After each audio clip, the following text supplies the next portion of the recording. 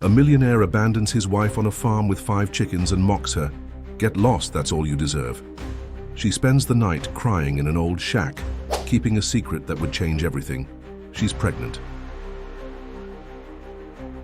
Determined to start. Again, she transforms misery into strength and builds a new life with her own hands. Years later, he reappears ruined, but now it's too late to regret it. Watch this woman's beautiful story of overcoming to the end. If this story interested you, subscribe to our channel. Don't forget to like this video and tell us which city you're watching us from. We'll keep going. Richard Bennett stood at the floor-to-ceiling windows of his oceanfront mansion's home office, absently adjusting his Italian silk tie while waiting for his next video conference to begin. The morning sun painted the waves below in shades of gold, a view worth every penny of the property's 8-figure price tag. At 52, he had everything a man could want: a thriving international business empire, respect from his peers, and the satisfaction of knowing he was doing right by his family even after the divorce. The notification sound from his laptop brought his attention back to the pending meeting. Another acquisition was on the horizon, this time a promising tech startup in Singapore. As he settled into his ergonomic chair, a slight smile played on his lips. This deal would add another jewel to his crown of achievements. The familiar faces of his board members and potential partners appeared on the screen. Richard smoothly began his presentation, his voice carrying the quiet authority that had become his trademark in the business world. Gentlemen, the numbers speak for themselves. This acquisition will increase our market share by... His phone buzzed. Unknown number. Richard's finger moved automatically to silence it. He never interrupted important calls. But something made him hesitate. An unfamiliar sensation, like a cold finger tracing down his spine. "Excuse me for a moment," he said, surprising himself and everyone in the meeting. He picked up the phone and stepped away from his desk. "Hello? Daddy?" The small, trembling voice on the other end of the line made his heart skip a beat. "Daddy, Mommy fell down. She's not getting up." Emily, his 10-year-old daughter. The last time he'd seen her was 3 months ago during their scheduled weekend together. She sounded different now, scared, smaller somehow. "Princess, what do you mean? Where are you?" "In the kitchen. Mommy's on the floor. She hasn't eaten in days, neither have I." Emily's voice dropped to a whisper. "The food is all gone, Daddy. Mommy said you were the only one who still cared, but I wasn't supposed to call." Richard's world tilted on its axis. His mind raced to the substantial monthly payments he faithfully made to Sarah's account, more than enough to provide a comfortable life for both of them. He had the bank statements to prove it. Everything was in order, wasn't it? "Emily, listen to me carefully. Is your mom breathing?" "Yes, but she won't wake up. I'm scared, Daddy." The conference call continued in the background, voices discussing profit margins and market penetration. Richard couldn't hear them anymore. All he could focus on was his daughter's frightened breathing on the other end of the line. "Stay on the phone with me, Princess. I'm calling for help right now." He used his office landline to dial emergency services, giving them Sarah's address with a steady voice that belied his internal turmoil. Within minutes, he had his private jet prepared for immediate departure. His assistant would handle the fallout from the interrupted meeting. None of that mattered now. "Emily, help is coming. I'm on my way too. Do you hear the sirens?" "Yes." There was a pause, then, "Daddy, why didn't you know? You always say, you take care of us, but..." The question hit him like a physical blow. Why didn't he know? He'd done everything by the book. The divorce had been amicable, the financial arrangements more than generous. He'd maintained his distance, respecting Sarah's space to rebuild her life. He'd assumed that sending money was enough, that it meant his daughter was safe and cared for. The sound of breaking wood came through the phone, emergency services forcing their way in. He heard new voices, professional and urgent, taking control of the situation. "Mr. Bennett?" A paramedic had taken Emily's phone. "We're assessing the situation now. Your ex-wife is unconscious but stable. She's severely malnourished. The child..." Appears undernourished as well. We're taking them both to St. Mary's Hospital. Richard was already in his car, his driver speeding toward the private airfield. I'll be there in 3 hours. Please, take care of them. As the car wound through traffic, Richard's mind raced. The payments had been made. He had proof, so where? Had all that money gone? And more importantly, how had he missed the signs that something was terribly wrong? His phone buzzed again. Messages from the board members, his assistant, business partners, all demanding answers about the abruptly ended meeting. He turned the phone off. For the first time in years, Richard Bennett, the man who built an empire by never missing an opportunity, chose to let the business world spin without him. The true cost of his absence was about to become painfully clear. The apartment building stood in stark contrast to Richard's memories. 3 years ago, when he'd purchased it as part of the divorce settlement, it had been a respectable middle class, residence in a good neighborhood. Now the facade showed signs of neglect, with peeling paint and untended landscaping. The elevator was out of order. Richard took the stairs 2 at a time, his perfectly polished shoes echoing in the stairwell. 3rd floor, apartment 304, he still had the spare key, never used until now. The door was already open, damage from the emergency response team evident around the lock. The smell hit him first, musty air and something else, a staleness that spoke of closed windows and unopened curtains. This couldn't be right. This couldn't be where his daughter had been living. Inside, the reality was worse than he'd imagined. The once tasteful furniture was worn and broken. Dishes filled the sink, dust covered every surface, and the refrigerator hummed emptily when he opened it. A child's drawing was pinned to the door, stick figures of a girl and a woman alone in what looked like a dark box. In the master bedroom, the closet doors stood open, revealing designer clothes he recognized from happier times. Sarah had always been particular about her appearance. These clothes hung limp now, some still bearing price tags, new purchases that made no sense given the empty kitchen. Emily's room told another story. Her school books were neatly arranged, homework completed with careful handwriting. A diary lay open on her small desk, its pages filled with the neat script of a child trying to make sense of an increasingly confusing world. Dear Diary, the most recent entry read, "Mom cried again today. She says we're fine, but I heard her stomach growling. Mine hurts too. The man came again. He takes Mom's phone when he visits. She gives him her bank card and says it's to help us. But we never have food anymore. I found Mom's old phone in her drawer. Maybe I should call Daddy. But Mom says we can't tell him. She says he'll think she's a bad mother. I don't think she's bad. I think she's scared." Richard's hands shook as he closed the diary. The man. Who was he? What had been happening in this apartment while he'd been busy with his empire? His phone rang. The hospital. Sarah was stable, being treated for severe malnutrition and dehydration. Emily was under observation, but physically, she would be fine. The doctor's voice was professional but carried an edge of judgment. How had no one noticed their condition sooner? As he stood in the empty apartment, Richard's world shifted fundamentally. He'd thought he was protecting them by staying away, by being the reliable source of financial support without interfering in their lives. Now he saw how wrong he'd been. A neighbor appeared in the doorway, an elderly woman wringing her hands. "Mr. Bennett? I should have called someone. The man who started visiting Sarah last year, he changed her. She used to be so confident, so good with Emily. Then he started coming more often, taking her to the bank. She stopped talking to everyone. Emily stopped playing outside. We heard arguments sometimes, but Sarah said everything was fine when we asked." Richard listened, each word another weight on his conscience. He'd been so focused on maintaining the perfect image of an amicable divorce, of being the responsible ex-husband who paid his dues without drama, that he'd failed to see what was happening right under his nose. His phone buzzed again, work emails piling up, deals hanging in the balance. For the first time in his career, Richard Bennett looked at his empire and felt nothing but hollow success. What good was all his wealth if he couldn't protect his own child? The neighbor was still talking, sharing months of observations that should have set off alarms, but who was there to hear them? Sarah had been isolated, Emily too young to understand, and he had been absent.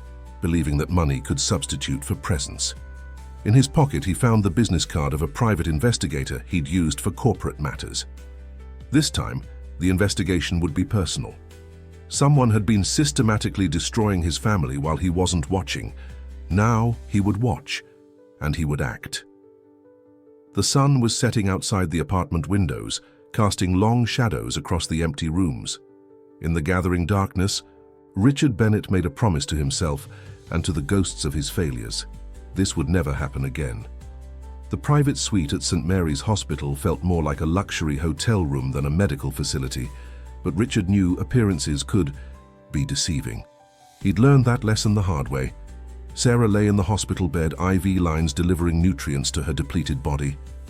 Emily was curled up in a chair nearby, finally sleeping after hours of anxiety. Richard sat at the small table by the window, spreading out bank statements and financial records. The hospital's fluorescent lights cast harsh shadows across the papers, but the numbers were clear enough. Every month, without fail, his payments had been deposited into Sarah's account. Substantial amounts that should have provided a comfortable life for her and Emily. "Mr. Bennett," a soft voice interrupted his concentration. "Lisa Chen, the forensic accountant he'd called in as a favor, stood in the doorway. Her expression was troubled as she gestured for him to join her in the hallway. Once outside, Lisa opened her laptop. "I've traced the money flow. The pattern is disturbing. Regular withdrawals began about 8 months ago, always in large amounts. The timing coincides with when Sarah met James Morrison." The name was new to Richard. "Who is he?" "On paper, he's a financial advisor. Reality." Lisa turned the laptop to show him a series of documents. "He's been involved in 3 similar cases in different states. He targets vulnerable women, usually recent divorcees with access to substantial funds. He poses as a financial advisor, gains their trust, and then takes everything," Richard finished, his voice tight with anger. Lisa nodded. "But it's more than just money. He creates emotional dependency, isolates them from friends and family, makes them believe they're incapable of managing their own lives. By the time they realize what's happening, they're too ashamed to ask for help." Richard thought about the neighbor's words, about Sarah's changing behavior. The designer clothes, in the closet with tags still attached, purchases Morrison had probably insisted on, using Sarah's money to maintain appearances while emptying her account. "The credit card statements are particularly revealing," Lisa continued. "Multiple charges at high-end restaurants, but always for one person. He was using her money to finance his lifestyle while she and Emily went hungry. Classic financial abuse pattern." Richard's hand clenched into a fist. He'd been so proud of his hands-off approach after the divorce, believing he was giving Sarah space to rebuild her life. Instead, he'd left her vulnerable to a predator. "There's more," Lisa said quietly. "Morrison has connections to a network of similar operators. They share information about potential targets. Women with reliable income sources, minimal family involvement, children they can use as leverage." "Oh, stop." Richard held up a hand. He couldn't bear to hear more, not now. Not with Emily sleeping just feet away, finally feeling safe for the first time in months. Lisa closed her laptop. "The good news is, we have enough evidence for legal action. The bad news? These cases are complicated. Victims often refuse to testify out of shame or fear. And Morrison, he's careful. The money trail is complex. He always ensures his victims technically agree to everything." Through the suite's window, Richard could see Sarah stirring in her bed, even unconscious. Her face showed signs of stress, of battles fought alone for too long. "What do you recommend?" he asked Lisa. "First, secure Emily's safety. File for emergency custody modification. Any judge will grant it given the circumstances. Then, build a case, not just against Morrison, but against the entire network. You have resources they don't expect victims' families to have. Use them." Richard nodded slowly. The businessman in him recognized the strategy. The father in him wanted something more immediate, more decisive, but he'd learned his lesson about quick fixes. "One more thing," Lisa added, her voice softer. "Sarah will need support, not just financial. She needs to rebuild her sense of self-worth, her confidence. These predators, they don't just take money, they take their victims' belief in themselves. Richard thought about the Sarah he'd known before the divorce, strong, capable, and excellent mother. The woman who lay in that hospital bed was a shadow of her former self. His daughter had seen that transformation happen day by day, helpless to stop it. "I'll have my legal team draw up the custody papers," he said. "But I want you to keep digging. Every transaction, every connection. I want to understand exactly how this happened." Lisa nodded, understanding the unspoken message. This wasn't just about one family anymore. This was about preventing other Sarahs, other Emilys, from facing the same nightmare. As he returned to the suite, Emily stirred in her chair. Her eyes opened, immediately seeking him out, making sure he was still there. The trust in that look was both a gift and a burden. "Daddy," she whispered, "are you going to leave? Again?" The question cut deeper than any business loss ever had. "No, Princess," he replied, kneeling beside her chair. "I'm not going anywhere. We're going to fix this, all of it." Emily's small hand found his, squeezing with surprising strength. In that gesture, Richard felt both forgiveness and expectation. His daughter was giving him a second chance to be the father she needed. This time, he wouldn't measure his care in dollar signs. Sarah's eyes opened slowly, adjusting to the unfamiliar brightness of the hospital room. For a moment, she felt only confusion. Then the memories started flooding back. The emptiness in her stomach, Emily's frightened face, the world going dark around her. Her heart rate spiked, setting off one of the monitors. "It's okay," a familiar voice said. "You're safe now." "Richard." She turned her head to see him sitting beside her bed, looking more disheveled than she'd ever seen him. His usually impeccable suit was wrinkled, his tie loosened. Dark circles under his eyes suggested he hadn't slept. "Emily?" The word came out as a croak. "She's right there." Richard gestured to the small cot where their daughter slept peacefully. "She's being monitored, but the doctors say she'll be fine. Physically, at least." The implied question in his last words hung in the air between them. Sarah closed her eyes, shame washing over her in waves. How could she explain what had happened? How she'd let a stranger take control of her life so completely? "The money," she whispered. "I'm sorry. He said he could help me invest it, make it grow for Emily's future. At first it seemed real. He showed me documents, projections." "Sarah," Richard's voice was gentle but firm. "We know about James Morrison, about what he really does. You're not the first woman he's targeted." The sound of his name made her flinch. Richard noticed but continued carefully. "Lisa Chen, my forensic accountant, has been tracking his activities. You don't have to explain anything right now. Just focus on getting stronger." Sarah turned her face away, tears sliding silently down her cheeks. "I should have known. He was so charming at first, so interested in helping. Then things started changing, small things at first. He said I was making poor financial decisions, that I needed guidance, that a woman alone couldn't handle." Her voice broke. Richard waited patiently, understanding for the first time how deeply the wounds went. "He took my phone," she continued after a moment, "said it was to help me focus on our investment strategy. Then he started handling all the banking. For my own good," he said. "When I questioned anything, he'd remind me how lucky I was to have his help, how many single mothers struggled without proper financial guidance." Richard thought about all the times he'd congratulated himself on being a modern, uninvolved ex-husband, how he'd prided himself on letting Sarah maintain her independence that had become isolation. "When did the food start running out?" he asked softly. 2 months ago. He said we were investing everything in a special opportunity. That temporary sacrifice would lead to huge returns. I believed him. Even when Emily was hungry, I believed him. What kind of mother does that make me? "It makes you human," Richard replied. "It makes you someone who was expertly manipulated by a predator who knew exactly what he was doing." Sarah's hands twisted in the hospital blanket. "Emily must hate me." "No," Richard said firmly. "She loves you. She's worried about you. And she's stronger than either of us knew. She's the one who found your old phone and called me. She saved both of you." Their daughter stirred at the sound of their voices, her eyes fluttering open. For a moment she looked confused, then her face lit up seeing her mother awake. "Mom!" Emily scrambled off her cot and rushed to the bed, only to stop short, suddenly uncertain. Sarah reached out a shaking hand. "I'm so sorry, baby. I'm so sorry." Emily took her mother's hand, then carefully climbed onto the bed beside her. "Are you going to be okay now?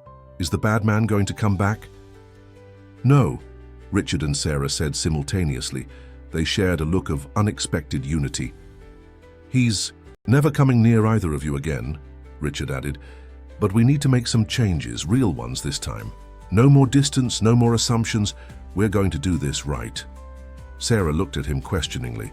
The Richard she knew was all about efficiency, about solving problems with money and moving on. This was different. "I've rented an apartment near Emily's school," he explained. "You'll both stay there while you recover. I'll be nearby. We'll have security. And there's something else." He paused, choosing his words carefully. "I'm starting a foundation for women who've been through what you have. Financial education, legal support, counseling. Everything I should have made sure you had access to from the beginning." Emily, still holding her mother's hand, reached for her father's as well. For the first time in years, the three of them were connected, not by legal documents or bank transfers, but by touch, by presence, by the shared understanding that healing would take more than money. Outside the hospital window, the sun was rising, painting the sky in shades of hope. Sarah felt something she hadn't experienced in months, the beginning of strength returning. Not the false strength that came from pretending everything was fine, but the real strength that comes from facing truth with support. "We'll get through this," Richard said, and for once he wasn't thinking about business strategies or profit margins. He was thinking about the small hand in his, the woman who'd been so nearly broken, and the chance they all had to build something genuine from the ruins of their mistakes. The new apartment Richard had rented was nothing like his oceanfront mansion, but it felt more like a home than any place he'd lived in years. Sunlight streamed through large windows, warming the modest but comfortable living room where Emily sat doing her homework. 2 weeks had passed since the hospital, and while the physical wounds were healing, the emotional ones would take more time. Sarah moved quietly through the kitchen, still getting used to the freedom of having food in the cupboards again. She paused occasionally, touching things as if to reassure herself they were real. The fruit bowl on the counter, the children's cereals in the pantry, the fresh bread she'd baked herself this morning. Small acts of reclaiming control. "Mom?" Emily's voice carried from the living room. "Can you help me with this math problem?"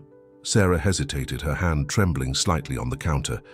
During the worst times with Morrison, he'd convinced her she couldn't even help her daughter with basic homework.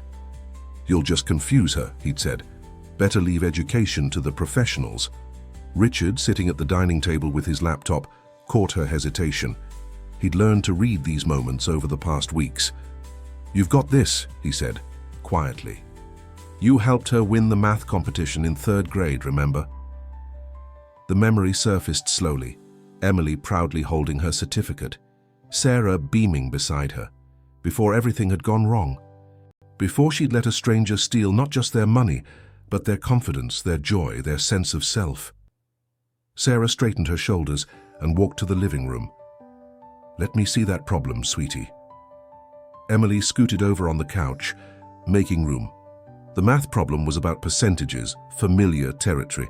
Sarah felt knowledge she thought she'd lost flowing back as she explained the concept, watching understanding dawn in her daughter's eyes. "You're really good at teaching, Mom," Emily said, snuggling closer. "Better than Mr. Morrison. He always made me feel stupid." The room went silent. It was the first time Emily had spoken directly about him since the hospital. Sarah's breath caught in her throat. Richard appeared in the doorway, his expression careful. They'd all been tiptoeing around the subject, following the therapist's advice to let Emily set the pace for these discussions. Did he try to teach you things often?" Sarah asked, her voice steady despite her racing heart. Emily nodded slowly. "He said he was going to show me about money, like he was showing you, but his lessons were weird. He said girls aren't good with numbers unless a man helps them. I knew that wasn't true because you always helped me before, Mum, before he made you stop. Sarah pulled her daughter closer, fighting back tears. I'm so sorry I let him do that, baby. I'm so sorry I stopped, believing in myself and in you. Lisa's different, Emily continued, referring to the forensic accountant who'd been teaching Sarah and Emily about financial literacy. She explains things and doesn't make us feel bad when we don't understand right away. And she's a girl, just like us. Richard watched from the doorway, his heart aching. Lisa Chen had been an unexpected blessing in all this. What had started as a professional consultation had evolved into something more.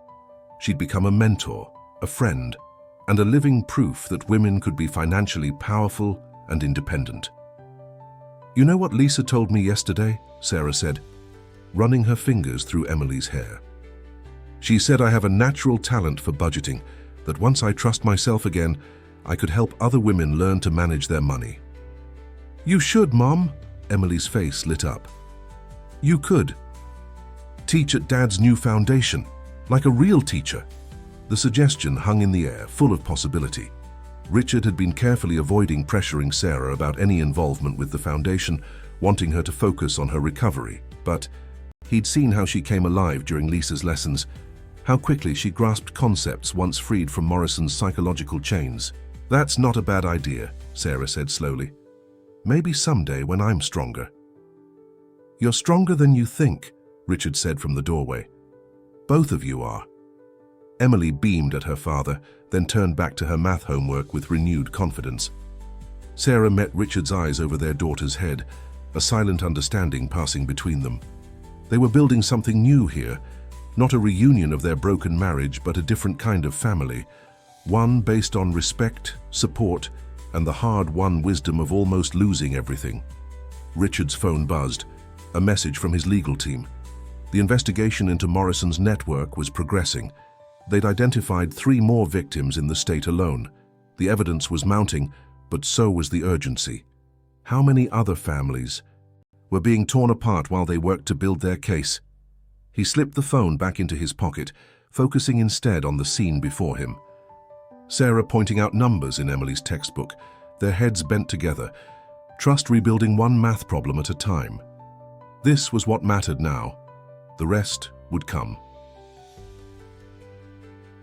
In the kitchen, Sarah's freshly baked bread filled the apartment with its homey scent. Another small victory in the battle to reclaim their lives, another step toward healing.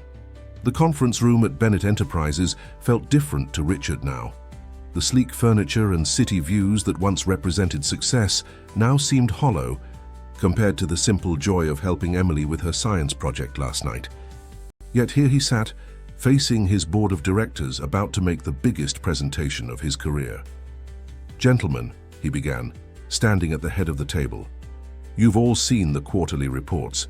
Our profits are strong, our market position secure. But today I'm not here to talk about money. I'm here to talk about purpose. The board members shifted uncomfortably. This wasn't the Richard Bennett they knew, the ruthless deal maker, the market manipulator, the man who measured success in dollar signs. 3 weeks ago, I discovered that my own daughter was going hungry while I was busy closing deals. My ex-wife was being systematically exploited by a financial predator, while I patted myself on the back for being a generous provider. His voice remained steady, but his eyes held an intensity that commanded attention. Marcus Chen, his longest-serving board member and Lisa's father, leaned forward. Richard, we've all heard rumors. If you need to take some time. What I need, Richard interrupted, is to transform this company into something more than a profit machine. The Bennett Foundation for Financial Empowerment isn't just a charitable sidebar. It's going to be an integral part of our business model. He clicked to the first slide of his presentation. On the screen appeared statistics that made several board members gasp.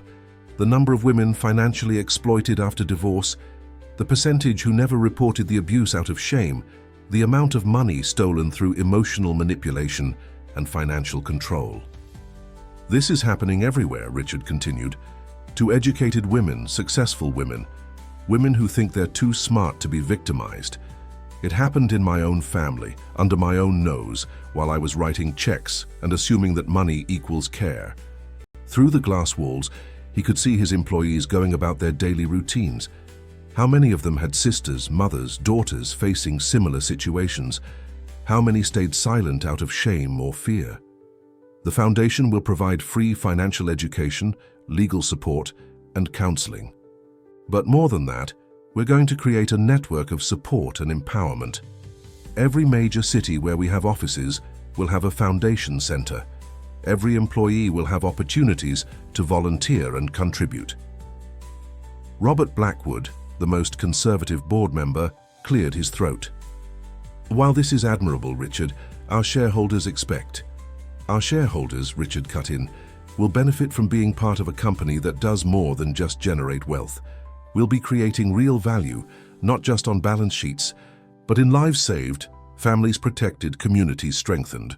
He clicked to the next slide, showing the proposed budget. It was substantial, but the financial projections demonstrated how the foundation's work could actually enhance the company's reputation and market position. I've already pledged 20% of my personal shares to fund the initial setup, he announced. I'm not asking for charity. I'm asking for vision, the kind of vision that sees beyond quarterly reports to the world we want to build. Marcus Chen was nodding slowly. As Lisa's father, he understood better than most the importance of what Richard was proposing. Other board members were beginning to look thoughtful rather than skeptical. We've arranged for someone to speak to you, Richard said, pressing a button on his phone. Sarah, you can come in now. The board members turned as Sarah entered the room. She looked different from the broken woman in the hospital, stronger, though still carrying the shadows of her experience in her eyes. She was dressed professionally, her head held high.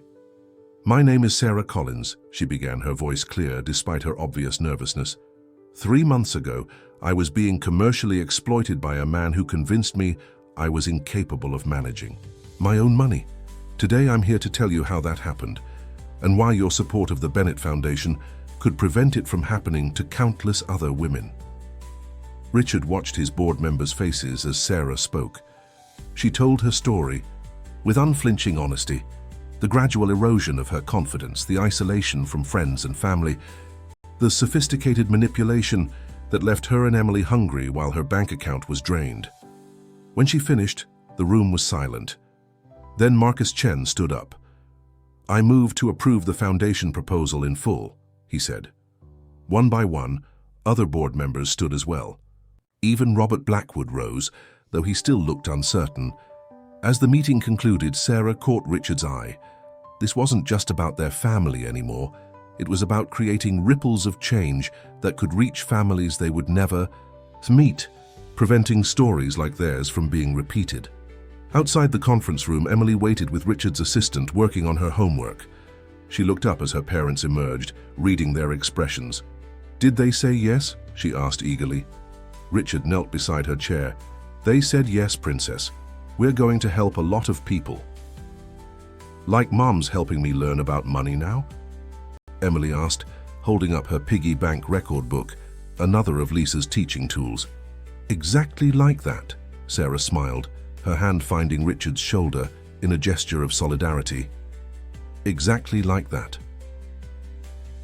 The community center's meeting room was nothing like the corporate boardrooms Richard was accustomed to, but the energy in the space was electric. 30 women sat in a circle, their expressions a mix of anxiety and hope. This was the first official workshop of the Bennett Foundation, and Sarah had insisted on being one of the facilitators. I know what it's like to sit where you're sitting, Sarah began, her voice stronger than she felt. To wonder if you've made too many mistakes to ever recover. To feel ashamed of trusting the wrong person. She paused, meeting the eyes of several participants. But I also know that shame is what they count on. Shame is what keeps us silent. Lisa Chen stood nearby, ready to take over the financial education portion of the workshop. But for now, this was Sarah's moment. Richard watched from the back of the room, amazed at the transformation in his ex-wife. The woman who'd once been Too afraid to check her own bank balance was now helping others find their strength. "My story isn't unique," Sarah continued, "and that's both the tragedy and the hope of why we're here. It's a tragedy because too many of us have lived through financial abuse, but it's hopeful because it means none of us are alone. We can learn from each other, we can help each other, heal." A woman in the front row raised her hand tentatively. "But what if he's still in your life? What if he's the father of your children and you can't just cut ties?" Sarah glanced at Richard before answering. "That's why we have legal advisors here today.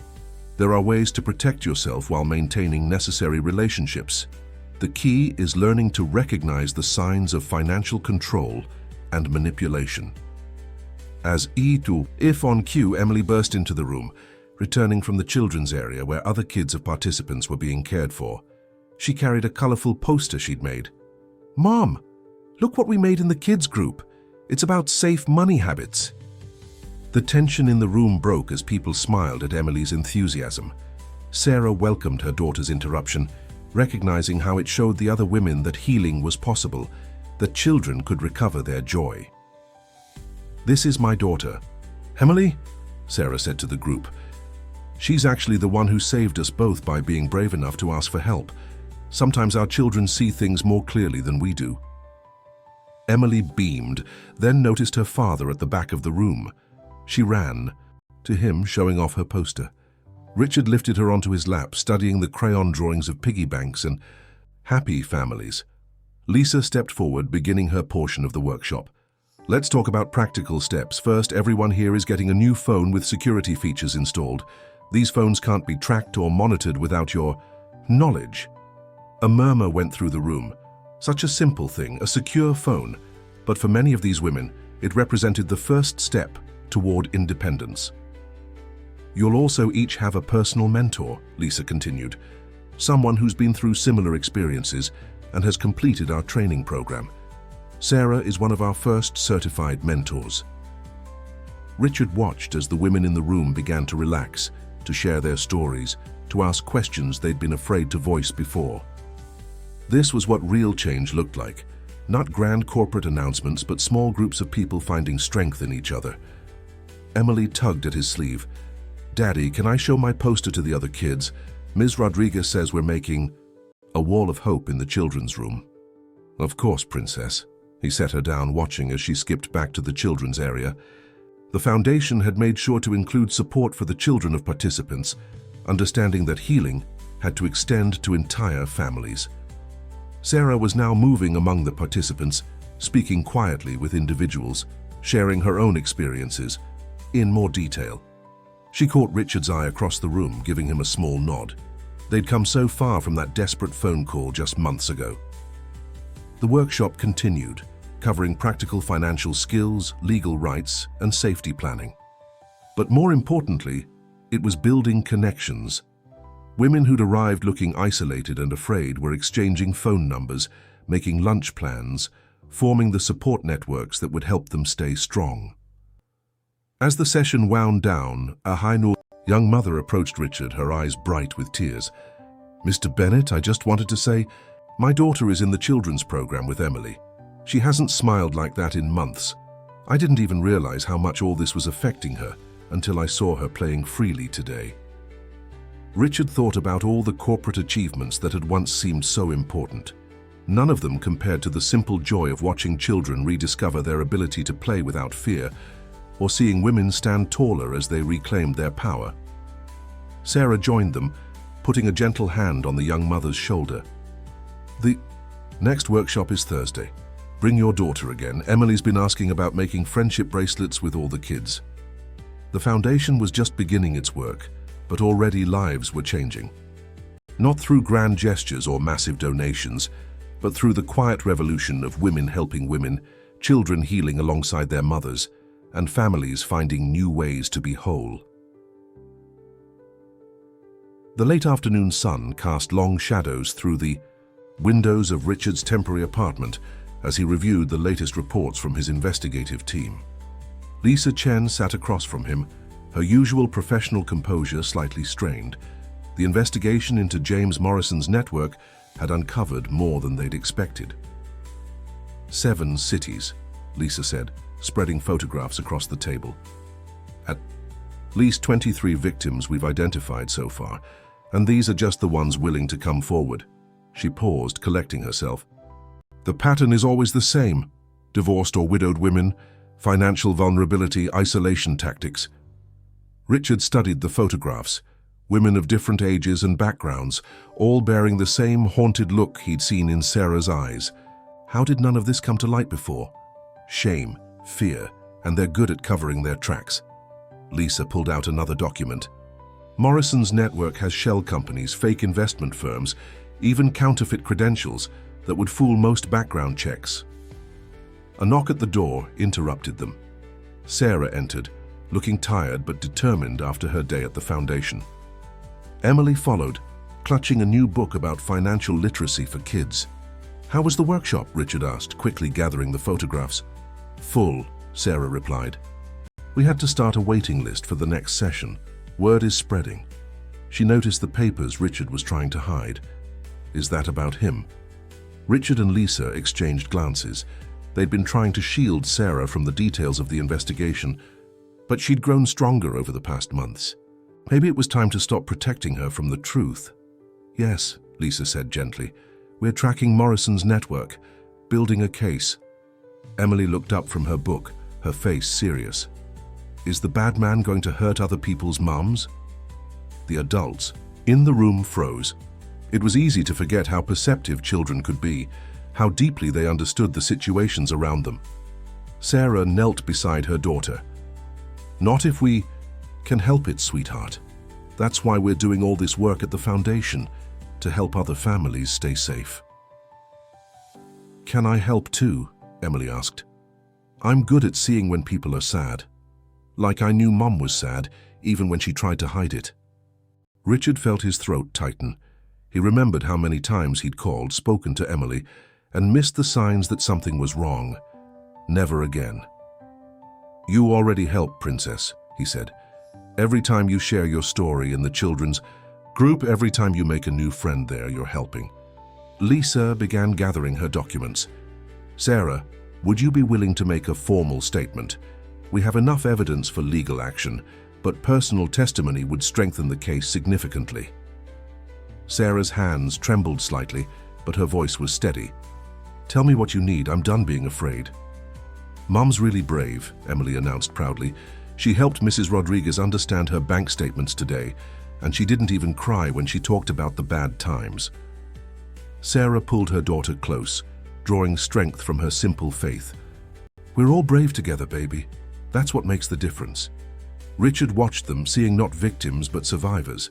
Sarah had gone from being unable to check her bank balance to teaching other women about financial independence. Emily had gone from hiding her mother's old phone to speaking openly about their experience.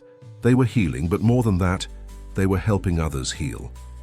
"There's something else," Lisa said carefully. "We've identified a pattern in how they choose their targets. They monitor divorce court records, looking for settlements with substantial financial arrangements.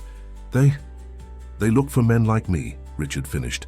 "Men who think throwing money at a situation is the same as being present." The realization hit him hard. His own approach to the divorce had inadvertently made Sarah a target.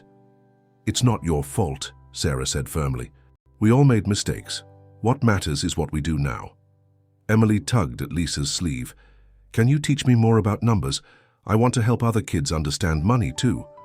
Lisa smiled, her professional demeanor softening. "How about we look at your new book together? I hear it has some great exercises." As Lisa and Emily settled on the couch with the book, Sarah moved to stand beside Richard, looking at the evidence spread across the table. "I used to think I was so stupid," she said quietly. "How could I have fallen for his lies? But looking at all this, the planning, the manipulation, the network behind it, it wasn't about being stupid. It was about being human." Richard reached for her hand, squeezing it gently. "You're one of the smartest people I know. Never let anyone tell you different again." Through the window, they could see the sun setting over the city. Somewhere out there, Morrison and his network were still operating, still looking for vulnerable women to exploit. But they weren't counting on the network of strength being built to stop them, a network of survivors, supporters, and people who had learned the hard way that true care meant more than just writing checks. A gentle autumn breeze rustled through the courtyard of Emily's school as Sarah sat on a bench, waiting for the dismissal bell. Her weekly therapy session had ended early, leaving her with time to reflect. The decorative trees were shedding their leaves, reminding her of how much had changed since that desperate summer day when everything had fallen apart. The sound of children's laughter drew her attention to a group of parents gathered near the school entrance. 6 months ago, she would have avoided them, ashamed of her situation, afraid of their judgment. Now she recognized several faces from the Foundation's workshops. "Sarah," called out Jennifer Martinez, walking over with a warm smile. "I didn't expect to see you here today. Usually Richard does Tuesday pickup." "I finished therapy early," Sarah replied, making room on the bench. "How are you doing? I noticed you spoke up a lot in yesterday's session." Jennifer's eyes grew serious. "Actually, I wanted to thank you. After hearing your story about the bank accounts, I finally checked mine. You were right. My brother-in-law had been skimming from the Children's College Fund. I confronted him last night." Sarah felt a familiar chill, remembering her own confrontations with Morrison. "How did he take it?" "He tried the usual tactics, telling me I was confused, that I didn't understand finance." Jennifer's voice grew stronger. "But this time, I had proof. And I had the Foundation's legal team on speed dial. He backed down pretty quickly after that." The school bell rang and children began pouring out of the building. Emily emerged with her best friend Maria, Jennifer's daughter, both girls clutching art projects. "Mom!" Emily ran to Sarah, her face glowing. "Look what we made in art class. It's about what makes us feel strong." Sarah studied the collage her daughter held up. Emily had created a tree, its branches filled with photographs and words. Family, friends, knowledge, speaking up, helping others. At the tree's roots, in careful handwriting, "We grow stronger together." "That's beautiful, sweetie," Sarah said, feeling tears prick her eyes. "Maria, did you make one too?" Maria nodded shyly, showing her own artwork, a superhero figure, surrounded by supporting characters. "It's about my mum," she explained. "She's my superhero because she's learning to be strong like you and Emily." Jennifer wrapped an arm around her daughter, exchanging a knowing look with Sarah. Their children were healing alongside them, finding their own ways to process and grow from their experiences. "Mrs. Collins?" A new voice interrupted them. Emily's teacher, Ms. Thompson, approached with a folder in hand. "Could I speak with you for a moment?" Sarah felt a momentary flutter of anxiety. Old habits die hard, but stood confidently. "Of course. I wanted to show you Emily's latest writing assignment," Ms. Thompson said, opening the folder. "The prompt was, 'Write about someone who inspires you.' I think you should read this." Sarah looked at the neat pages in her daughter's handwriting. "My mum is my hero, but not because she's perfect. She's my hero because she learned to be strong again. When bad things happened, she didn't stay scared forever. She learned to help other people who were scared too. Now she teaches at a special place where mums learn to be brave, and kids like me learn that it's okay to tell someone when things feel wrong. Some people think heroes never make mistakes, but that's not true. Real heroes are people who learn from their mistakes and help others not make the same ones. My mom does that every day, and now she smiles again. Real smiles, not the pretend ones from before. My dad learned to be a different kind of hero too. He learned that being rich doesn't make you a good person, but helping people does. He doesn't just give money anymore. He gives time and love and really listens when people talk. I used to think I had to keep secrets to protect my mum. Now I know that telling the truth and asking for help makes everyone stronger. That's what my mom taught me, not with words, but by showing me every day. Sometimes at night I hear her practicing her speeches for the foundation. She practices in front of the mirror until her voice doesn't shake anymore. That's what courage looks like, doing something even when you're scared because it might help someone else. My mum isn't just my hero. She's a hero to other mums and kids too, and that makes me want to be brave like her." Sarah's hands trembled as she finished reading. Ms. Thompson smiled gently. I thought you should know. Emily's been helping other students speak up when they're worried about things at home. She's becoming quite the advocate for emotional well-being. Looking across the courtyard, Sarah watched her daughter chatting with Maria, both girls still proudly holding their art projects. Emily caught her mother's eye and waved, her smile bright and genuine, so different from the fearful child of just months ago. Jennifer squeezed Sarah's arm. You know, when I first came to the foundation, I thought I was broken beyond repair. But watching you rebuild your life, seeing Emily flourish, it gave me hope. It gave Maria hope too. The autumn breeze picked up, scattering colorful leaves around their feet. Sarah remembered Morrison's voice telling her she was worthless, incapable, nothing without him. But here she stood, surrounded by proof that he had been wrong, her daughter's words of pride, another mother's gratitude, a teacher's respect. We should get going, Sarah said, gathering Emily's backpack. We're meeting Richard and Lisa at the foundation. We're reviewing applications for the new mentorship program. More heroes in training? Jennifer asked with a smile. No, Sarah replied, watching Emily run toward her. Just women discovering. They were strong all along. They just needed someone to remind them. The Bennett Foundation's new headquarters occupied a welcoming 3-story building in the heart of downtown. Unlike the imposing glass towers of Richard's corporate empire, this space had been designed to feel accessible and safe. Warm colors, comfortable furniture, and an abundance of natural light created an atmosphere where healing could begin.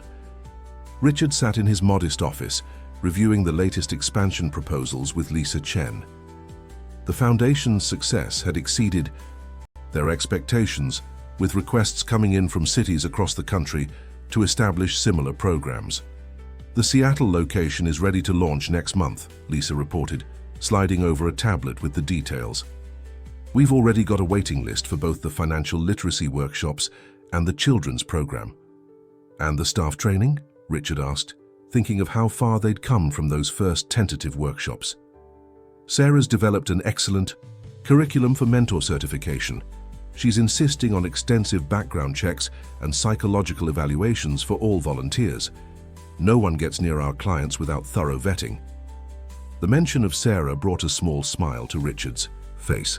His ex-wife had transformed from a victim to a leader, channeling her experience into creating robust safeguards for other women. A knock at the door interrupted their discussion. Emily poked her head in, followed by Sarah. Dad, Mom, let me help. Interview the new kids program volunteers. Did she now? Richard raised an eyebrow at Sarah, who shrugged with quiet confidence. Emily has excellent instincts, she explained. She spots things in people that we might miss. Remember how she knew something was wrong with Morrison from the start? The room grew momentarily quiet at the mention of his name. They'd learned to talk about him openly, understanding that silence only served abusers, but it still carried weight. Actually, Lisa interjected, pulling out her phone, I just received an update from the legal team. 3 more victims have come forward after seeing the Foundation's outreach campaign. Their testimonies match the pattern exactly. Emily climbed onto her father's lap, her face serious. Are they going to be brave like Mom and tell their stories? If they choose to, Richard answered carefully, but being brave can look different for different people. Sometimes it's speaking up, sometimes it's asking for help, and sometimes it's just taking that first step through our doors. Sarah moved to the window, looking out at the city below. I've been thinking about expanding our programs, she said. We focus a lot on financial abuse, but there's more to it. The isolation, the emotional manipulation, it all starts so subtly that you don't realize what's happening until you're trapped. What are you proposing? Lisa asked, though her expression suggested she already knew. Early intervention programs, working with schools, community centers, even corporate HR departments, teaching people to recognize the warning signs before things escalate. Sarah turned back to face them. I want to prevent other families from going through what we did. Richard nodded slowly. The board has been asking about our next phase of development. This could be it. I can help, Emily chimed in. I already told kids in my class about the foundation, Katie's mum came to a workshop last week because of what I said. The adults exchanged glances, reminded again of how their personal tragedy had rippled out to touch other lives. What had started as one family's crisis had grown into a movement of healing and prevention. We need to be careful about expansion, Lisa cautioned. Maintaining the quality of our programs is crucial. That's why we're developing the mentor certification process, Sarah replied. Every location will have trained staff who've been through similar experiences. No one understands this journey like someone who's walked it. Richard watched his ex-wife speaking with such passion and expertise, remembering the broken woman from the hospital room.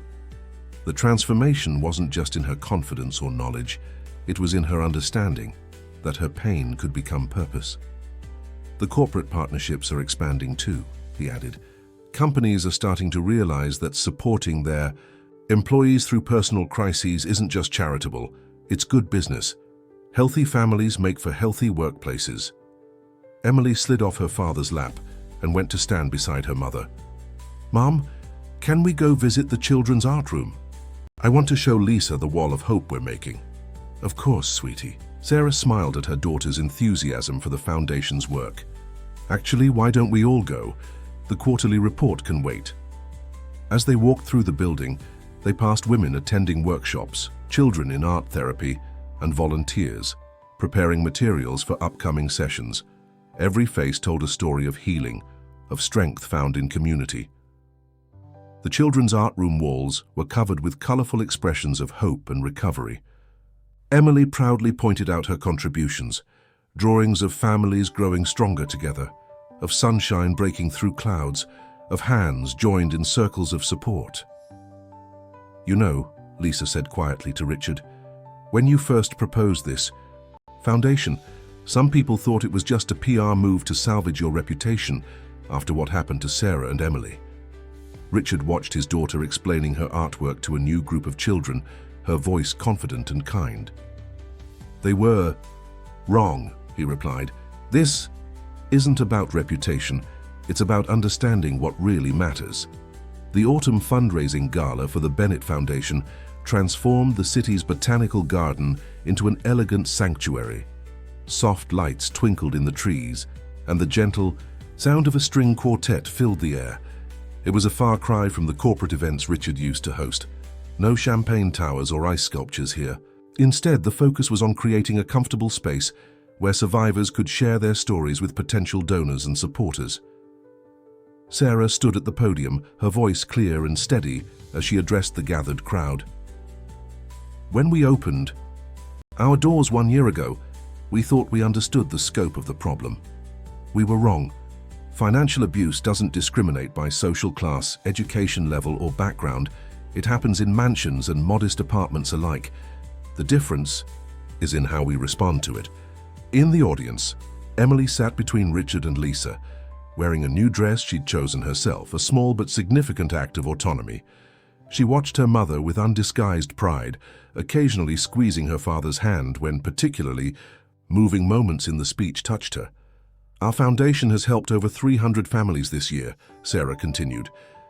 But tonight I want to tell you about just one of them. She paused, making eye contact with a woman in the front row who nodded slightly.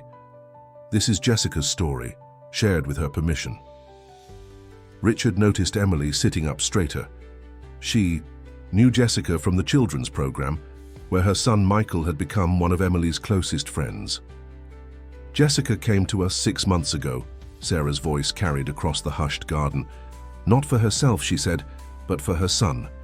Michael was having nightmares, becoming withdrawn.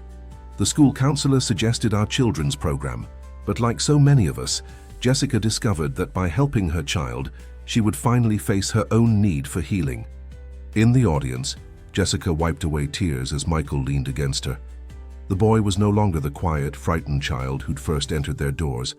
Now he was one of the most active participants in the children's art therapy sessions.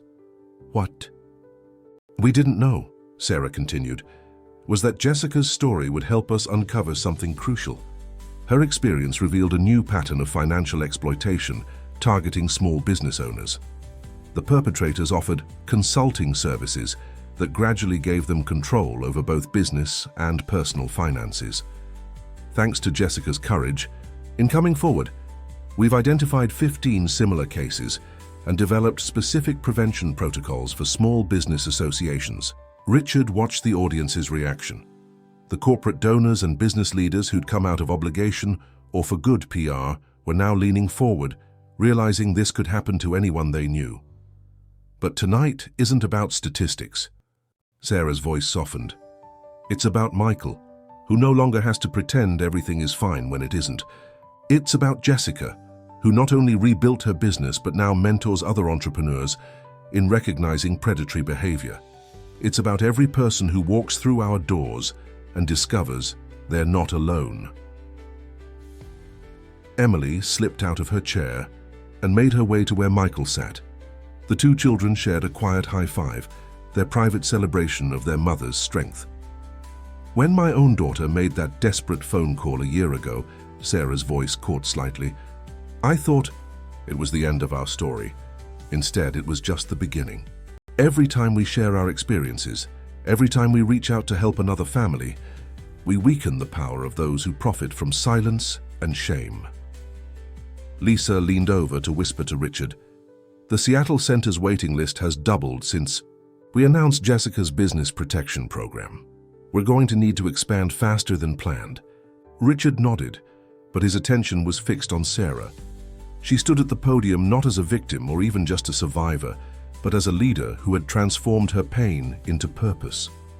The woman who had once been too afraid to check her own bank balance was now revolutionizing how society understood and addressed financial abuse. Tonight, we're announcing the launch of our Business Protection Initiative, Sarah revealed. Thanks to the generous support of our corporate partners and the expertise of survivors like Jessica, we'll be offering free consulting services, fraud detection workshops, and peer support groups specifically for small business owners. The announcement was met with enthusiastic applause. In the back of the room, representatives from several chambers of commerce were already taking notes. But our most important announcement isn't about programs or initiatives, Sarah continued, her eyes finding Emily in the crowd. It's about hope. 1 year ago, my daughter taught me that asking for help isn't weakness. It's courage. Today, I want every person in this room to know that it's never too late to reclaim your story. Emily beamed at her mother's words, then turned to Michael. See? I told you our mums are superheroes. Michael nodded solemnly. Yeah, but not like in the movies, better. Real superheroes. As Sarah concluded her speech, the garden erupted in applause. Jessica was the first to stand, tears streaming down her face as she clapped. Others followed until the entire audience was on their feet. Richard watched as Emily ran to hug her mother, followed by Michael and several other children from the Foundation's programs. This wasn't just a fundraising gala anymore. It had become a celebration of transformation, of lives rebuilt and strength rediscovered.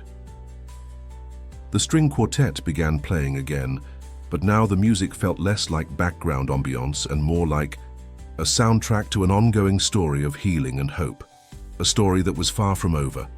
The morning after the gala, Richard sat in his home office surrounded by newspaper coverage of the event. The headlines were respectful, focusing on the Foundation's achievements rather than the sensational aspects of individual stories. It was a sign of how far they'd come in changing the narrative around financial abuse. His phone buzzed with a message from Marcus Chen. Board meeting in an hour. The Business Protection Initiative is already generating interest. Several major corporations want to implement our training programs. Before Richard could respond, Emily burst into the room still in her pajamas, clutching her tablet. Dad, look at this.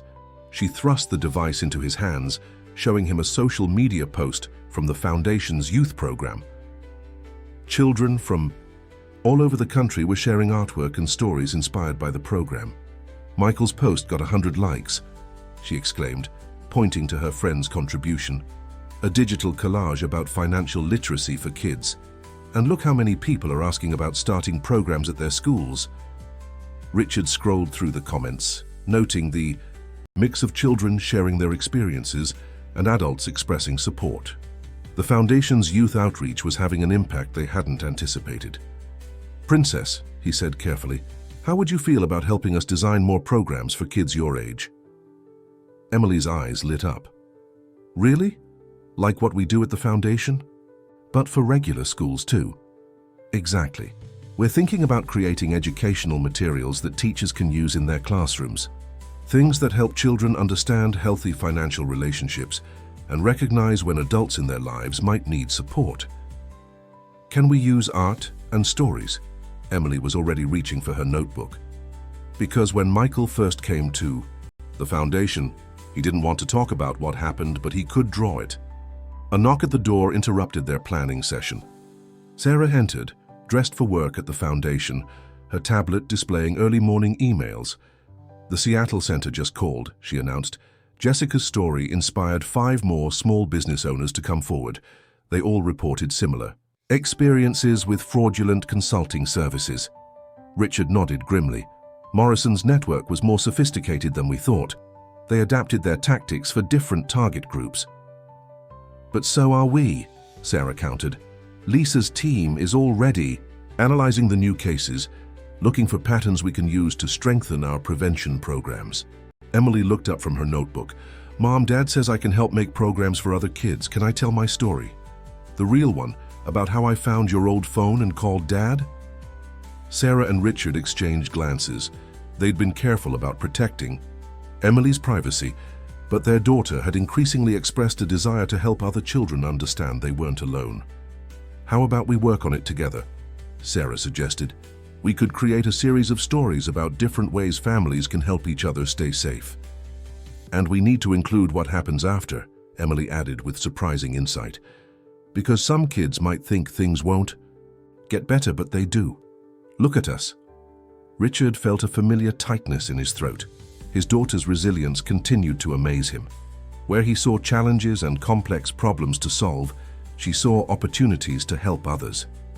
"Actually," Sarah said, sitting down beside them, "I've been thinking about expanding our educational outreach, not just to schools but to pediatricians' offices, community centers, anywhere children might feel safe asking for help." "Like how the foundation has posters in my doctor's office?" Emily asked. "Maria saw one, and that's how her mom found out about the workshops."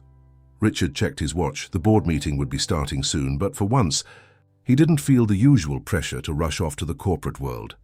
This conversation with his daughter about helping other children was equally important. "What if," he suggested, "we created a special council of kids who've been through our programs? They could help us understand what other children need." Emily's face lit up. "Like the grown-up advisory board, but for kids. Michael would be great at that, and Katie and Sophia." Sarah smiled at their daughter's enthusiasm. "We could start with monthly meetings, let the children share their ideas directly with our program developers. Can we have art supplies in the meeting room?" Emily was already making lists in her notebook, because sometimes it's easier to show things in pictures, and maybe we could make videos, like those safety videos at school, but about helping families stay strong. Richard looked at the time again, then made a decision. He picked up his phone and typed a quick message to Marcus. "Going to be late. Working on new youth outreach initiative with our resident expert." Emily peered at his phone. "Am I the expert?" "You and every other child who's helped us understand how to make our programs better," Sarah assured her. "Sometimes the best solutions come from the people we're trying to help." The morning sun streamed through the office windows, warming the family as they continued their planning session. On the tablet, more comments appeared on Michael's artwork, more children reaching out to share their stories of hope and healing. Richard thought about how different this morning was from his old life of urgent meetings and profit margins. Here, sitting with his daughter and ex-wife, planning ways to help other families heal, he felt a sense of purpose that no corporate success had ever provided. The conference room at the Seattle Police Department wasn't what Richard had expected. Instead of the stark, intimidating space he'd imagined, it was a thoughtfully designed room with comfortable furniture and soft lighting. A sign on the wall read Special Victims Financial Crimes Unit, a new division created in partnership with the Bennett Foundation. Lisa Chen stood at the front of the room, presenting evidence to a joint task force of law enforcement officers and foundation staff. The investigation into Morrison's network had reached a critical phase. "We've identified the core structure," Lisa explained, pointing to a complex diagram on the screen. 17 key operators, each working specific territories. They share information about potential targets and move between cities to avoid detection. But they made one crucial mistake. They underestimated their victims. Detective Sandra. Martinez, the unit's lead investigator, nodded in agreement. "The testimony we've gathered is unprecedented. 28 victims have agreed to come forward, thanks to the Foundation's support network." Richard watched from the back of the room, his mind drifting to Sarah and Emily. They were at the Foundation's Seattle Center today, helping launch the new youth program. His daughter had insisted on being part of the orientation team, sharing her story with other children who needed to know they weren't alone. "Mr. Bennett?" Detective Martinez's voice brought him back to the present. "Would you like to share the Foundation's perspective on victim support during the investigation?" Richard stood, adjusting his tie, a nervous habit he'd never quite broken. "Our primary concern is protecting the families who've chosen to testify. The Foundation is providing secure housing, counseling, and financial support to ensure they can participate in the investigation without fear of retaliation." A young officer raised her hand. "How are you handling the children's involvement? Many of these cases include minor witnesses." "That's actually where we've seen some of our most innovative solutions," Richard replied, thinking of Emily's contributions. "Our youth program has developed age-appropriate ways for children to share their experiences. Art therapy, storytelling sessions, peer support groups, all designed to help them feel safe and heard." Lisa clicked to the next slide, showing a series of financial transactions. "The network's money trail is complex, but we've managed to trace significant portions of the stolen funds. The Foundation's forensic accounting team has identified over $12 million funneled through various shell companies." The room grew quiet as the magnitude of the operation sank in. This wasn't just about individual predators. It was an organized system of exploitation that had operated unchecked for years. Richard's phone buzzed with a message from Sarah. "Emily just finished her first presentation to the youth group. You should see the difference it made. These kids finally understand they're not responsible for what happened to their families." A warm pride filled his chest. His daughter's courage continued to amaze him. She'd taken her pain and transformed it into a source of healing for others. "There's something else you should know," Detective Martinez said, drawing everyone's attention. "We've had inquiries from law enforcement agencies in 3 other countries. This type of organized financial abuse isn't unique to the United States. The Foundation's model is attracting international attention." Richard thought about how far they'd come from that desperate phone call that had changed everything. What had started as one family's crisis had grown into a movement that was changing how society understood and addressed financial abuse. "The prosecution team is ready to move forward," Lisa announced. "We have enough evidence to bring charges against the entire network, but we need to ensure our witness support system is robust. These families will be putting themselves in the public eye.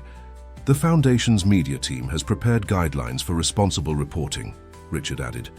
"We're working with journalists to shift the narrative away from victim blaming and toward understanding the sophisticated nature of these crimes." Detective Martinez nodded approvingly. "That's crucial. The more people understand how these predators operate, the harder it becomes for them to find new victims." A commotion outside the conference room drew their attention. Through the glass walls, they could see a woman being escorted by officers, her face streaked with tears. Richard recognized her, another survivor who had found the courage to come forward. "That's the 3rd one this week," Lisa said quietly. "Every time we share our findings, more victims realize they're not alone. They're not crazy. They're not stupid. They were targeted by professionals who knew exactly what they were doing." Richard's phone buzzed again, another message from Sarah. "The kids started a project they're calling Messages of Hope. They're creating art and letters for other children whose families are just starting their healing journey." Emily's idea. He smiled, sharing the message with Lisa. This was what real change looked like, not just in courtrooms and police stations, but in the small acts of compassion that helped survivors rebuild their lives. "We should wrap up," Detective Martinez suggested. "The grand jury convenes next week.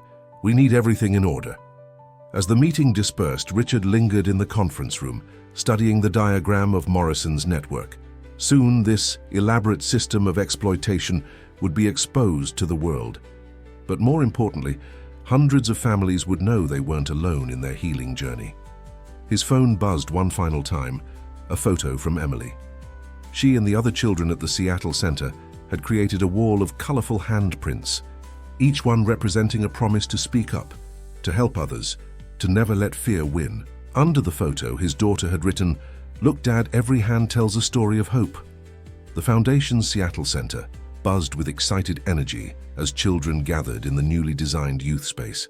Bright murals covered the walls, all created by program participants, and comfortable beanbag chairs formed a circle in the center of the room. Emily sat cross-legged in her favorite spot, surrounded by her growing group of friends. Sarah watched from the doorway as her daughter led the afternoon session. Gone was the frightened child who had hidden an old phone under her pillow. In her place was a confident young person who understood the power of sharing her story to help others heal.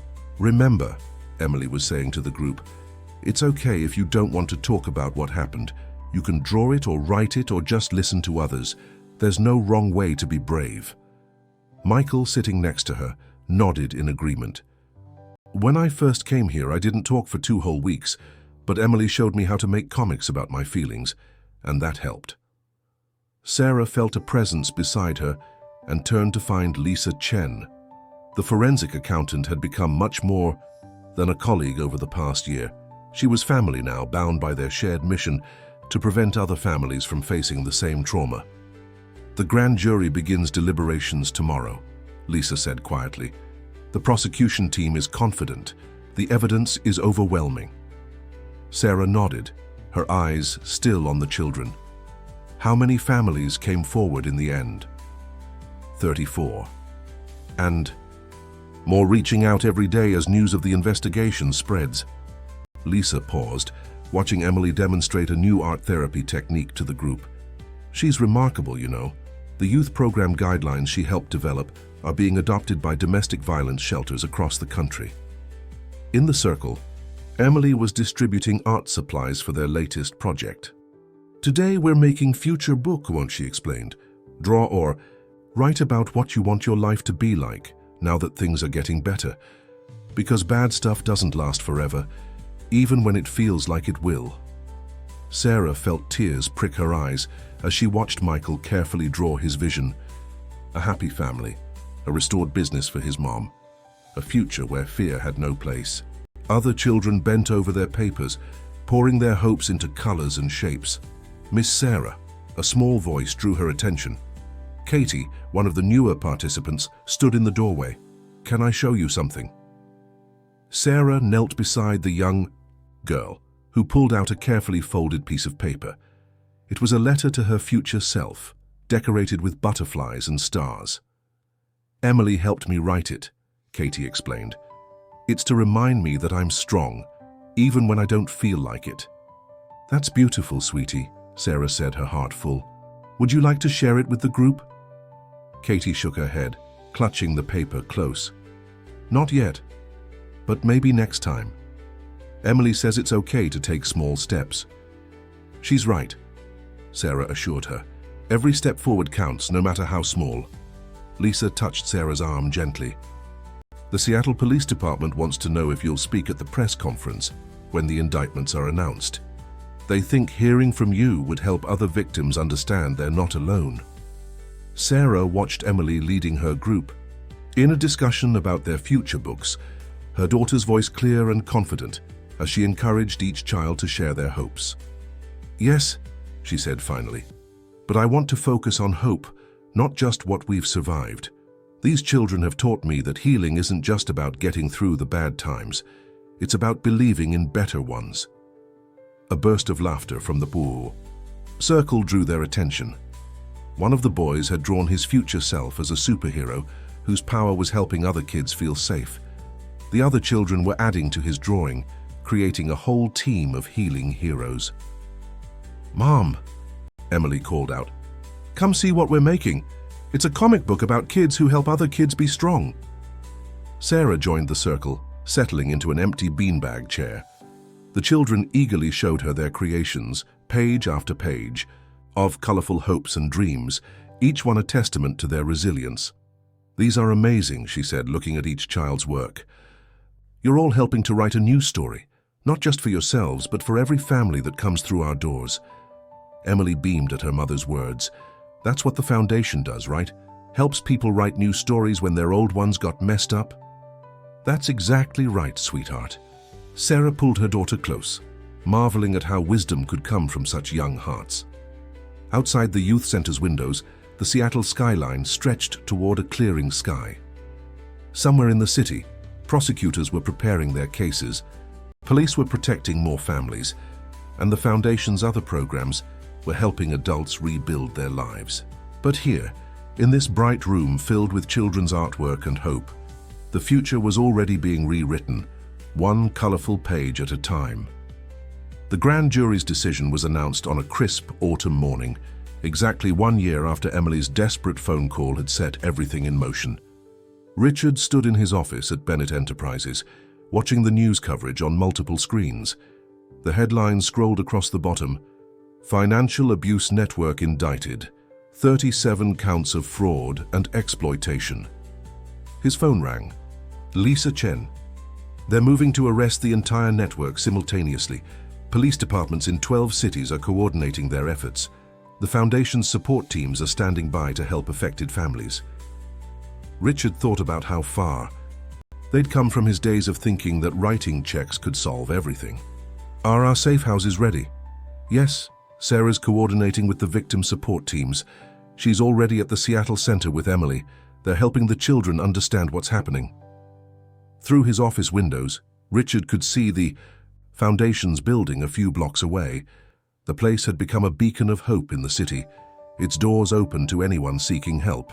Today, those doors would welcome even more families as the network's collapse revealed the full scope of its operations. "His," intercom buzzed. "Mr. Bennett, the board is gathering for the emergency session." "On my way."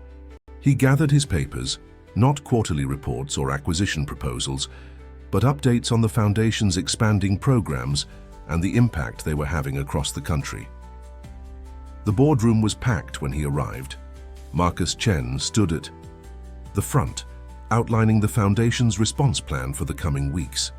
"We're expecting a surge in cases as more victims come forward. Our centers nationwide are prepared to expand their services." "What about security?" Robert Blackwood asked. He'd become one of the Foundation's strongest supporters after his own niece sought help through their programs. "These people won't go down quietly. We've coordinated with law enforcement in every city," Richard assured him. "But our primary focus is supporting the families brave enough to come forward. Many of them will need long-term assistance to rebuild their lives." His phone buzzed with a message from Sarah. "Emily just finished leading a special session with the kids. They're creating welcome packages for the new families we expect today. You should see what they've made." Attached was a photo of colorful gift bags, each containing a handmade card, art supplies, and a small journal. The cards read, "You are not alone," in children's handwriting, decorated with hearts and stars. "The Foundation's youth program has been particularly successful," Marcus was saying to the board. "We've received inquiries from children's advocacy groups worldwide about implementing similar models." Richard smiled, thinking of Emily and her growing circle of young advocates. His daughter had turned her pain into purpose, showing other children that they had the power to help create change. "There's something else," Marcus continued. "The business protection initiative Sarah developed has been endorsed by the National Chamber of Commerce. They want to make it a standard part of small business support services." The board members nodded approvingly. What had started as a family crisis had evolved into a comprehensive movement for change, touching lives far beyond their initial expectations. Another message from Sarah appeared. "A new family just arrived. The mother looks exactly like I did a year ago. but her daughter saw our posters at school and convinced her to come in. They're with Lisa now. Richard felt a familiar tightness in his throat. Every new family that found their way to the foundation was a victory, not just over the abusers, but over the shame and silence that had protected them for so long. "We're expanding the legal support team," Marcus announced. "The prosecution of the network members will be complex, and we want to ensure every victim has proper representation." "What about prevention?" someone asked. "Surely we can do more to stop this from happening in the first place." Richard stepped forward. "Actually, Emily and her youth council have some ideas about that. They've developed a peer education program that's being piloted in Seattle schools. Children teaching children how to recognize warning signs and speak up when something feels wrong." The boardroom screens suddenly lit up with breaking news. Images of coordinated arrests taking place across the country. James Morrison and his associates were being taken into custody, their elaborate network of exploitation finally exposed to the world. Richard's phone buzzed one final time. Another photo from Sarah. Emily and her friends had set up a welcome circle in the children's area. New families were arriving, looking scared and uncertain, but the young greeters were ready with their gift bags and understanding smiles. "Dad," Emily had written, "every time we help a new family, it's like we're fixing a little piece of the world. Can you come to the center? We could use more help making welcome cards." He looked at the boardroom full of executives and financial reports, then at the photo of children helping children heal. The choice was simple. "Marcus, can you handle the rest of the meeting? There's somewhere else I need to be." Understanding. Smiles spread around the table. They'd all seen the change in Richard Bennett over the past year, from a man who measured success in profit margins to one who understood that true wealth lay in the lives they could help rebuild. Outside, the autumn air was crisp with possibility. Richard could see the foundation's building ahead, its windows warm with welcome light. Inside, his daughter was showing other children how to transform their pain into purpose, one colorful card at a time. Sarah stood in the kitchen of her new apartment, watching the sunrise paint the sky in shades of hope. The morning news played quietly on her tablet, reporting on the ongoing prosecutions of Morrison's network. But her attention was drawn to the refrigerator door, covered with Emily's artwork and, more importantly, her daughter's latest achievement report from school. "Mom," Emily's voice carried from her bedroom, "have you seen my presentation folder? The one with the new program ideas?" "Check your backpack, sweetie," Sarah called back, smiling at her daughter's enthusiasm. Today was the Foundation's national conference, and Emily was scheduled to speak about the youth advocacy program she'd helped create. The doorbell rang. Richard, right on time. He'd traded his usual business suit for more casual attire, another sign of how much had changed in the past year. "Ready for the big day?" he asked as Emily rushed to greet him. Almost. Their daughter was practically bouncing with excitement. "Did you bring the surprise for the new centers?" Richard held up a large package. "Fresh from the printers, want to see?" Emily carefully opened the package, revealing stacks of colorful workbooks titled Our Healing Journey, a kid's guide to helping families stay strong. The cover featured artwork from children in the Foundation's programs, including Emily's own illustrations. "They're perfect," she hugged the book to her chest. "Now every new center will have these for their kids." Sarah joined them, touched by the pride in her daughter's face. The workbooks had been Emily's idea, a way to help children understand their family's healing journey and feel empowered to participate in it. "The Seattle Center called this morning," Sarah said. 5 more families came in after seeing the news about the arrests. Their children are already using the peer support programs Emily helped design. Richard nodded thoughtfully. "The Foundation's model is being adopted faster than we expected. We've had inquiries from 20 countries now." 23, Emily corrected him with a grin. "Lisa told me yesterday. She says we're starting a global revolution of kindness." They gathered their things and headed to the car. The conference center was already buzzing with activity when they arrived. Advocates, survivors, and support workers from across the country coming together to share knowledge and hope. In the main hall, a display showcased the Foundation's journey. Photos told the story of its growth from a single center to a nationwide network. But the most powerful display was the Wall of Hope, thousands of messages and artwork from families who had found healing through their programs. "Emily!" Michael called out, running to join them. His mother, Jessica, followed with a proud smile. She was now the director of the Business Protection Initiative, helping other entrepreneurs recognize and avoid predatory schemes. Look what came. Emily showed him the workbooks. "Now we can send these to all the new centers." "Cool." Michael flipped through the pages. "Hey, they used my comic about speaking up and Katie's poem." Sarah watched the children's excitement, remembering how far they'd come from the scared, silent kids they'd been a year ago. Now they were leaders in their own right, showing other children that healing was possible. The conference room began to fill. Sarah took her place at the podium, looking out at the gathered crowd. Richard and Emily sat in the front row, giving her encouraging smiles. "Welcome to the first National Conference on Family Financial Empowerment," she began. "A year ago, I stood in my kitchen, too afraid to check my own bank balance. Today, I stand before you as living proof that change is possible, not just for individuals, but for entire communities." As she spoke, Sarah saw new families slipping into the back of the room. They wore the same uncertain expressions she once had, but they were here taking their first steps toward healing. "Our foundation began with a child's courage to ask for help," she continued, smiling at Emily. "It grew through the determination of survivors who refused to let shame silence them, and it continues to expand because of every person in this room who believes that healing is possible." Emily squeezed her father's hand as they listened. Richard looked at his daughter, seeing not the frightened child who had made that desperate phone call, but a confident young advocate who was helping shape the Foundation's future. "Today, we're not just sharing success stories," Sarah said.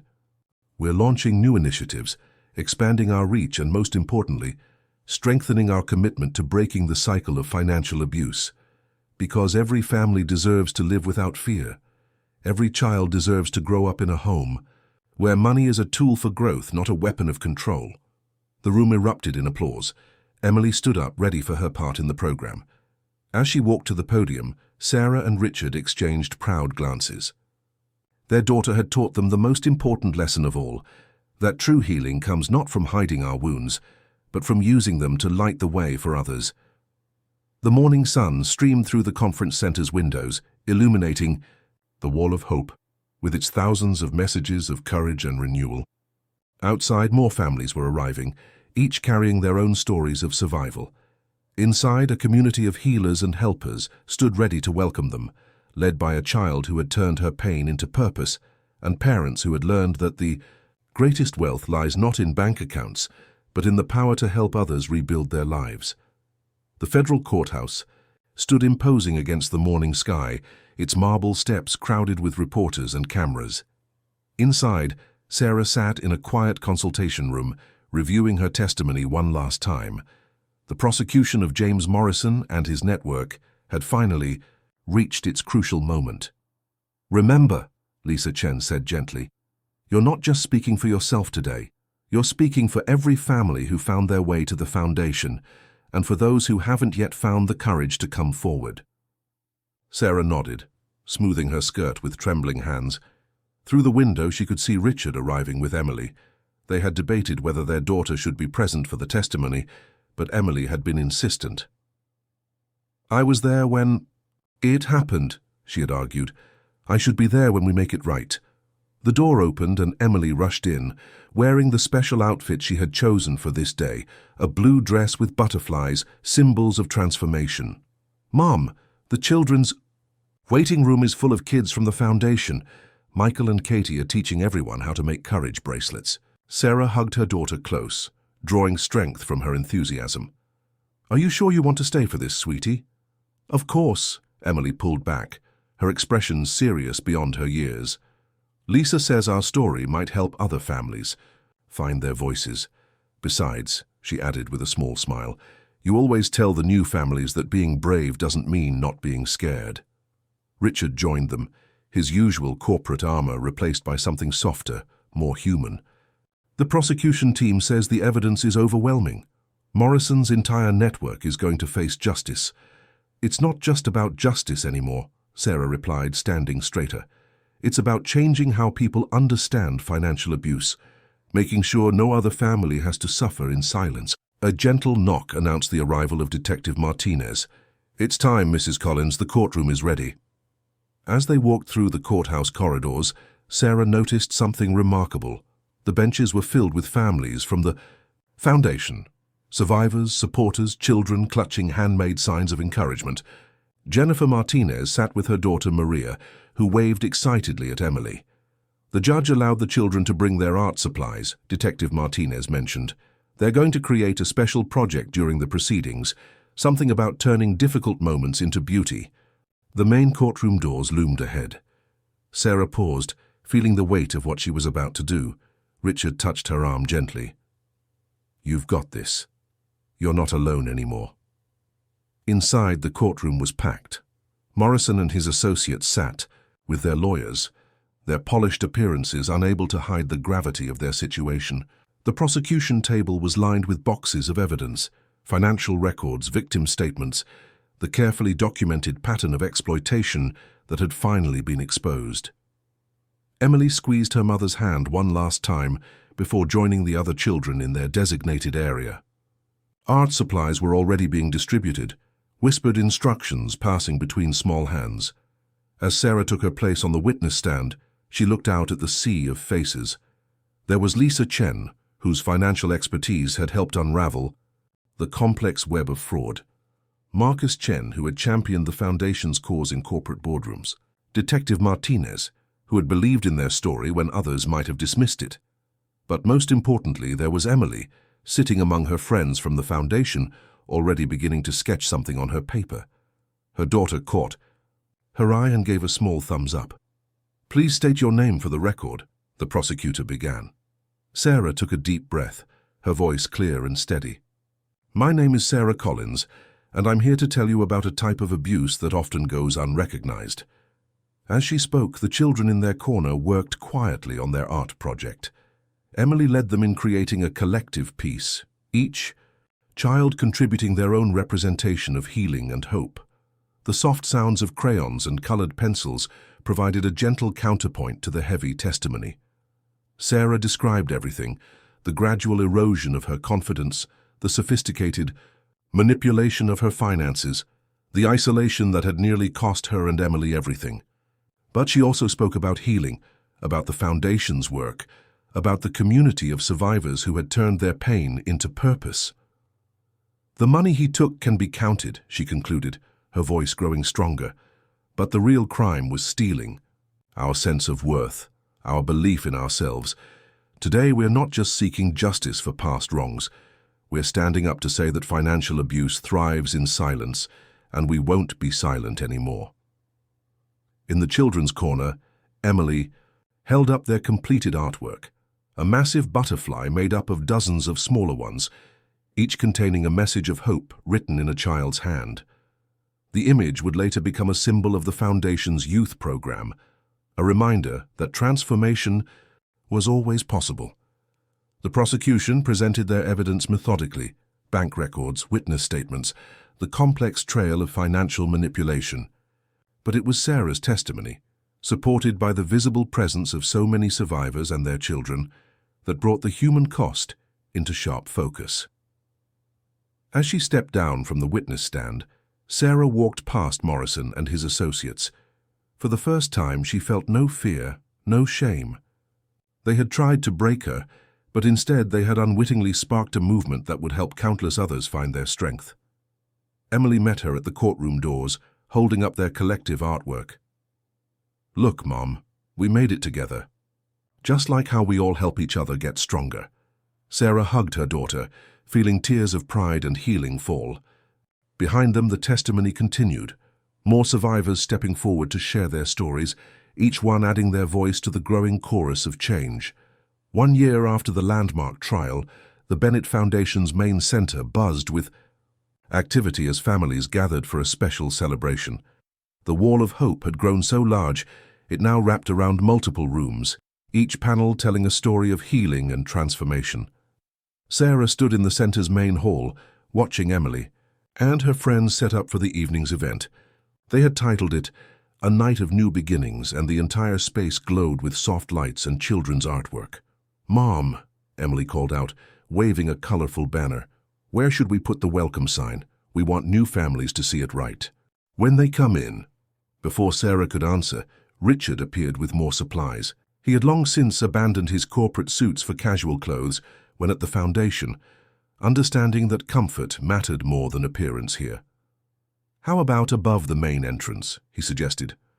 "Right next to the butterfly mural the kids made during the trial." The banner, created by the Foundation's Youth Council, read "Welcome Home" in multiple languages, surrounded by drawings of houses, hearts, and helping hands. It was Emily's design. She had insisted that every new family should feel like they were coming home to safety. Lisa Chen arrived with the latest statistics. "We've helped over 1,000 families this year alone," she reported. "The model has been adopted in 15 countries, and the Business Protection Program is now standard practice in major corporations worldwide." Sarah watched as more families arrived for the celebration. She recognized the look in their eyes, the mixture of hope and uncertainty she had once felt herself. But now, instead of facing their struggles alone, they were greeted by a community of survivors and supporters. Mrs. Collins, a young girl, approached shyly, holding a worn copy of Emily's workbook. "Your daughter's book helped my mom find courage. Can I show her my drawings?" "Of course, sweetheart." Sarah knelt beside the child. "Emily's actually setting up the art station right now. Would you like to help?" The girl's face lit up as she joined the other children. Emily welcomed her immediately, showing her how they were creating a new mural about transformation and healing. Richard joined Sarah, watching their daughter in her element. "Remember when we thought writing checks was enough?" he asked quietly. "When we believed distance was the same as independence?" "We've all learned so much," Sarah replied, "about strength, about healing, about what it really means to care for each other." The evening's program began with a series of presentations. Children from the Foundation's programs shared their stories through art, music, and poetry. Parents spoke about their journeys from fear to empowerment. Business owners who had escaped fraudulent schemes now helped others protect themselves. Emily took the stage with her youth council, presenting their latest initiative, a peer support app designed by and for children affected by financial abuse. "Because sometimes," she explained to the audience, "the scariest part is feeling like you're the only one who knows something's wrong." As the presentations continued, Sarah noticed new families slowly relaxing, beginning to share their own stories with others who understood. The shame that had kept them silent was melting away in the warmth of community support. "We have a surprise," Emily announced near the end of the evening. She and her friends unveiled a massive quilt made up of squares contributed by families from every foundation center across the country. "Each piece tells a story of hope," she explained, "and when we put them together, they make something beautiful, just like all of us." The quilt would hang in the Foundation's entrance, a vibrant reminder that healing happened not in isolation, but in connection with others. As the evening wound down, Sarah found herself back in the main hall, looking at photographs from that first desperate year. The empty apartment, the hospital room, the frightened faces of mother and daughter trying to rebuild their lives. How far they had come. "Mom?" Emily appeared beside her, holding a fresh stack of welcome packets for new families. "Do you think we'll ever stop needing the Foundation? You know, when there's no more financial abuse?" Sarah pulled her daughter close. "I think as long as there are people who try to use money to control others, we'll need to help families stay strong. But thanks to brave kids like you, fewer people have to face it alone." Through the windows they could see the sun setting on another day of healing and hope. In the children's area, new friendships were forming over art supplies and shared stories. In the counseling rooms, survivors were becoming advocates. In the education center, prevention programs were being developed for the next generation. Richard joined them, carrying Emily's latest project, a book of letters from children. to their future selves, full of promises to stay strong and help others. "Ready to head home?" he asked. Emily shook her head, pointing to a new family that had just walked through the doors looking uncertain and afraid. "Not yet, Dad. I think they need a welcome packet and maybe some art supplies." As they watched their daughter greet the newcomers with gentle understanding, Sarah and Richard exchanged glances. This was their legacy.